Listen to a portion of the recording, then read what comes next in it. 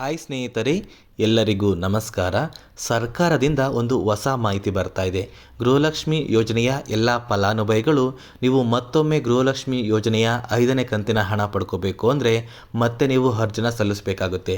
ಹಾಗಾದರೆ ಏನಿದು ಅರ್ಜಿ, ಯಾರೆಲ್ಲ ಈ ಒಂದು ಗೃಹಲಕ್ಷ್ಮಿ ಯೋಜನೆಗೆ ಮತ್ತೆ ಅರ್ಜಿನ ಹಾಕಬೇಕು, ನಿಮ್ಮ ಬ್ಯಾಂಕ್ ಖಾತೆಗೆ ಇಲ್ಲಿಯವರೆಗೂ ಗೃಹಲಕ್ಷ್ಮಿ ಯೋಜನೆಯ ಹಣ ಯಾರಿಗೆಲ್ಲ ಬಂದಿದೆ ಮತ್ತು ಯಾರಿಗೆಲ್ಲ ಇನ್ನೂ ಸಹ ಬಂದಿಲ್ಲ, ಎಲ್ಲರಿಗೂ ಕೂಡ ಸರ್ಕಾರದಿಂದ ಒಂದು ಹೊಸ ಮಾಹಿತಿ ಇದೆ. ಹಾಗಾದರೆ ಬನ್ನಿ, ಯಾವ ಒಂದು ಕಾರಣಕ್ಕೆ ನೀವು ಮತ್ತೆ ಗೃಹಲಕ್ಷ್ಮಿ ಯೋಜನೆಗೆ ಅಪ್ಲಿಕೇಶನ್ನ ಹಾಕಬೇಕು ಮತ್ತು ಯಾರಿಗೆಲ್ಲ ಗೃಹಲಕ್ಷ್ಮಿ ಯೋಜನೆಯ ಹಣ ಬಂದಿದೆ ನಿಮಗೆ ಇರುವಂತಹ ಮಾಹಿತಿ ಏನು ಅಂತ ತಿಳ್ಕೊಳ್ಳೋಣ. ಅದಕ್ಕಿಂತ ಮುಂಚೆ ವಿಡಿಯೋ ನೋಡ್ತಾ ಇರೋ ಎಲ್ಲರಿಗೂ ಕೂಡ ನಂದು ಒಂದು ಪುಟ್ಟ ರಿಕ್ವೆಸ್ಟ್ ಇದೆ. ಪ್ರತಿಯೊಬ್ಬರು ಕೂಡ ನನ್ನ ಚಾನಲ್ನ ಪ್ಲೀಸ್ ಸಬ್ಸ್ಕ್ರೈಬ್ ಮಾಡಿಕೊಂಡು ವಿಡಿಯೋ ನೋಡಿ. ತುಂಬ ಜನ ವಿಡಿಯೋನ ನೋಡ್ತಾ ಇದ್ದೀರಾ, ಆದರೆ ಇನ್ನೂ ಕೂಡ ಚಾನಲ್ನ ಸಬ್ಸ್ಕ್ರೈಬ್ ಮಾಡ್ಕೋತಾ ಇಲ್ಲ. ನೋಡಿ, ನೀವು ಸಬ್ಸ್ಕ್ರೈಬ್ ಮಾಡಿಕೊಂಡು ವಿಡಿಯೋ ನೋಡೋದ್ರಿಂದ ನಾನು ಮುಂದಿನ ದಿನಗಳಲ್ಲಿ ನಿಮಗೆ ಇದೇ ರೀತಿಯ ಯೋಜನೆಗಳ ಒಂದು ಹೊಸ ಮಾಹಿತಿನ ಕೊಡೋದಕ್ಕೆ ನನಗೆ ಇನ್ನೂ ಒಂದು ಮೋಟಿವೇಟ್ ಸಿಗುತ್ತೆ. ಸ್ನೇಹಿತರೆ, ದಯವಿಟ್ಟು ಪ್ರತಿಯೊಬ್ಬರೂ ಚಾನಲ್ನ ಸಬ್ಸ್ಕ್ರೈಬ್ ಮಾಡಿ ನನಗೆ ಇದೇ ಥರ ಸಪೋರ್ಟ್ ಮಾಡಿ ಅಂತ ನಾನು ನಿಮ್ಮ ಹತ್ರ ಕೇಳ್ಕೊತಾ ಇದ್ದೀನಿ. ಪ್ಲೀಸ್ ಎಲ್ಲರೂ ಕೂಡ ಚಾನಲ್ನ ಸಬ್ಸ್ಕ್ರೈಬ್ ಮಾಡ್ಕೊಳ್ಳಿ, ಹಾಗೆ ವಿಡಿಯೋಗೆ ಒಂದು ಲೈಕ್ನ ಕೊಡಿ ಸ್ನೇಹಿತರೆ. ಹೌದು ಸ್ನೇಹಿತರೆ, ಗೃಹಲಕ್ಷ್ಮಿ ಯೋಜನೆಯ ಫಲಾನುಭವಿಗಳು ಮತ್ತೆ ಗೃಹಲಕ್ಷ್ಮಿ ಯೋಜನೆಗೆ ಅರ್ಜಿನ ಸಲ್ಲಿಸಬೇಕು. ಸರ್ಕಾರದಿಂದ ಈಗ ಒಂದು ಮಾಹಿತಿ ಬರ್ತಾ ಇದೆ.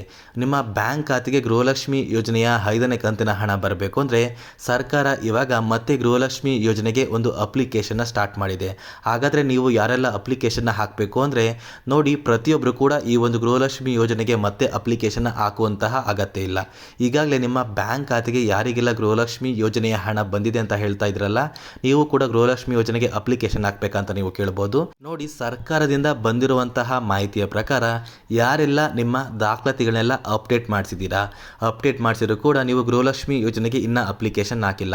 ಮತ್ತು ಯಾರೆಲ್ಲ ನಿಮ್ಮ ಗೃಹಲಕ್ಷ್ಮಿ ಯೋಜನೆಯ ಒಂದು ಅಪ್ಲಿಕೇಶನ್ ಏನಿದೆ ಆ ಒಂದು ಅಪ್ಲಿಕೇಶನ್ ಸರ್ಕಾರದಿಂದ ರಿಜೆಕ್ಟ್ ಆಗಿರುತ್ತಲ್ಲ, ಮತ್ತು ಯಾರೆಲ್ಲ ಹೊಸದಾಗಿ ರೇಷನ್ ಕಾರ್ಡ್ನ ಪಡ್ಕೊಂಡಿರ್ತೀರಾ ಮತ್ತು ಮನೆಯ ಯಜಮಾನಿನ ಚೇಂಜ್ ಮಾಡಿಸಿರ್ತೀರಲ್ಲ, ಅಂತಹ ಫಲಾನುಭವಿಗಳಿಗೆ ಗೃಹಲಕ್ಷ್ಮಿ ಯೋಜನೆಗೆ ಮತ್ತೆ ಒಂದು ಅಪ್ಲಿಕೇಶನ್ನ ಸರ್ಕಾರ ಶುರು ಮಾಡಿದೆ. ಹಾಗಾದರೆ ನಿಮಗೆ ಈಗಾಗಲೇ ಗೊತ್ತಾಗಿರುತ್ತೆ ಈ ಒಂದು ಅಪ್ಲಿಕೇಶನ್ ಯಾರು ಹಾಕಬೇಕು ಅಂದರೆ ಗೃಹಲಕ್ಷ್ಮಿ ಯೋಜನೆಗೆ ಯಾರೆಲ್ಲ ಇನ್ನೂ ಒಂದು ಅಪ್ಲಿಕೇಶನ್ ಹಾಕದೆ ಆಗಿರ್ತಾರಲ್ಲ ಅಂತಹ ಫಲಾನುಭವಿಗಳು ಮಾತ್ರ ನಿಮ್ಮ ಬ್ಯಾಂಕ್ ಖಾತೆಗೆ ಮುಂದಿನ ತಿಂಗಳಿಂದ ಗೃಹಲಕ್ಷ್ಮಿ ಯೋಜನೆಯ ಹಣ ಬರಬೇಕು ಅಂದರೆ ನೀವು ಇವಾಗ ಅಪ್ಲಿಕೇಶನ್ನ ಹಾಕಬೇಕಾಗುತ್ತೆ. ನೋಡಿ ಸ್ನೇಹಿತರೆ, ನೀವು ಈ ಒಂದು ಸಮಯದಲ್ಲಿ ಗೃಹಲಕ್ಷ್ಮಿ ಯೋಜನೆಗೆ ಅಪ್ಲಿಕೇಶನ್ನ ಹಾಕಿದ್ರೆ ನಿಮ್ಮ ಬ್ಯಾಂಕ್ ಖಾತೆಗೆ ಮುಂದಿನ ತಿಂಗಳಿಂದ ಗೃಹಲಕ್ಷ್ಮಿ ಯೋಜನೆಯ 5ನೇ ಕಂತಿನ ಹಣ ಬರುತ್ತೆ.